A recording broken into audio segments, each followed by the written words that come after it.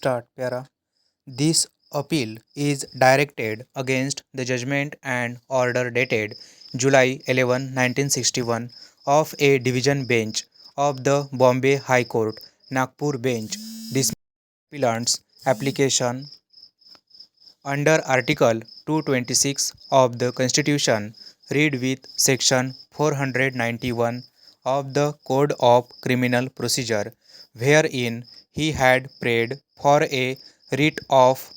corpus against the state of Maharashtra and the district magistrate of Nagpur,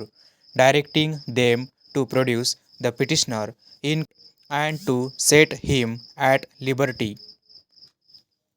This application was heard by us on January 8 and 9, 1962, and after hearing Sri A.S. Bobde for the appellant and the learned Attorney General for the state of Maharashtra,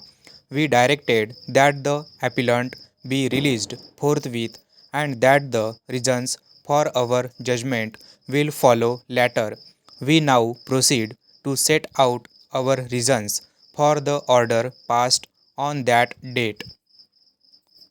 Para. He also directed that the appellant should be detained in the district prison Thane and that for the purpose of the Bombay Conditions of Detention Order 1951 be treated as a Class 2 prisoner. The grounds of detention were served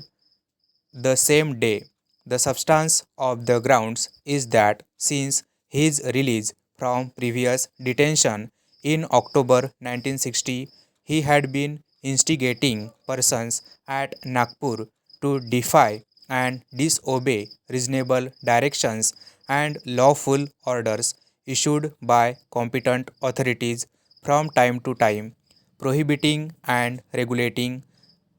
processions and assemblies at Nagpur, that by use of highly provocative words, expressions, and slogans in meetings and processions in Nagpur, in which he took a prominent part, he had instigated persons on several occasions at Nagpur to indulge in acts of violence and mischief and to create disturbance in the city of Nagpur, and that he had been acting since October 1960 in a manner prejudicial to the maintenance of public order in that city, and then follow notable particulars of his activities running into 5 closely typed pages and contained in many paragraphs in his petition to the High Court.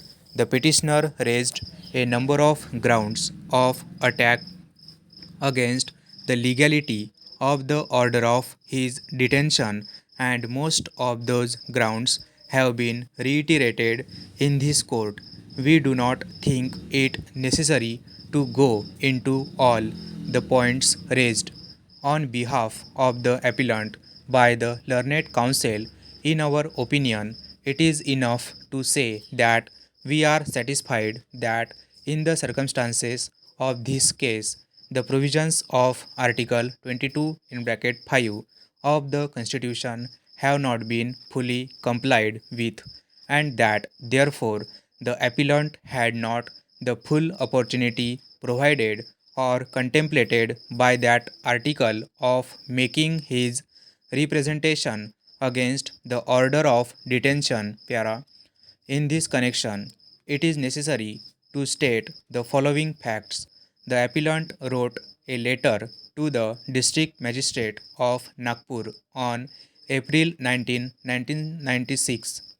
to the effect that he had been served with an order of detention dated April 10, 1961, and that the order and grounds of detention being in English, he was unable to understand them and therefore asked for a Hindi version of the same so that he may be able to follow and understand the charges leveled against him and take necessary steps for his release from jail. He raised some other questions also in that letter, but it is not necessary to refer to them here. To that letter, the district magistrate replied by his letter dated April 23, 1961, the second paragraph of which, in the following terms, set out his views of the matter.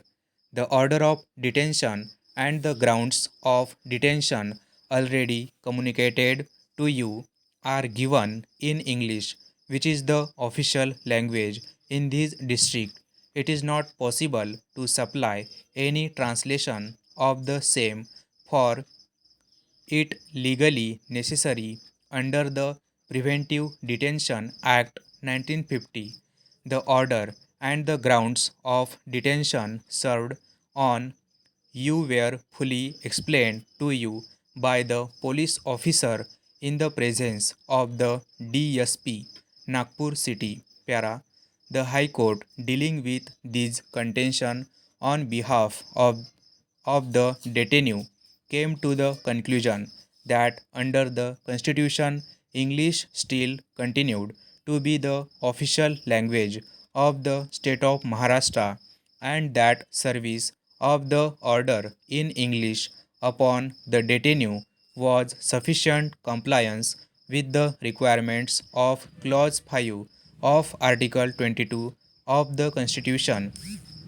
It also held that the failure of the district magistrate to supply the grounds in Hindi did not have the effect of preventing him from making his representation to the authorities. Furthermore, the High Court pointed out that the district magistrate had stated in his letter that the grounds were explained to the appellant in Hindi by the police officer at the time the order and the grounds were served upon him.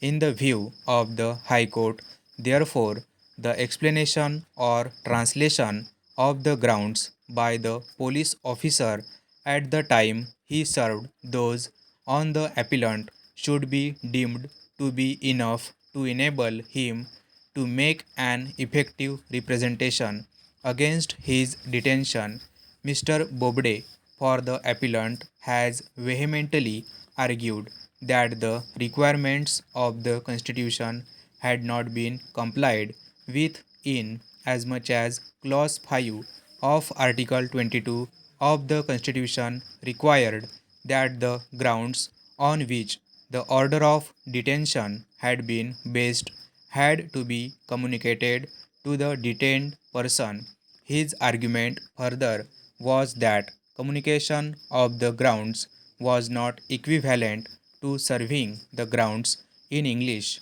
upon a person who was not conversant with the English language, and that oral translation by the police officer said to have been made to the detainee was not sufficient compliance with the requirements of the constitutional provisions, which must be fully satisfied in order that the detainee may be in a position to make an effective representation against the order of detention. He also contended that we do not know in what terms the police officer translated the lengthy document or whether his translation was correct. Stop.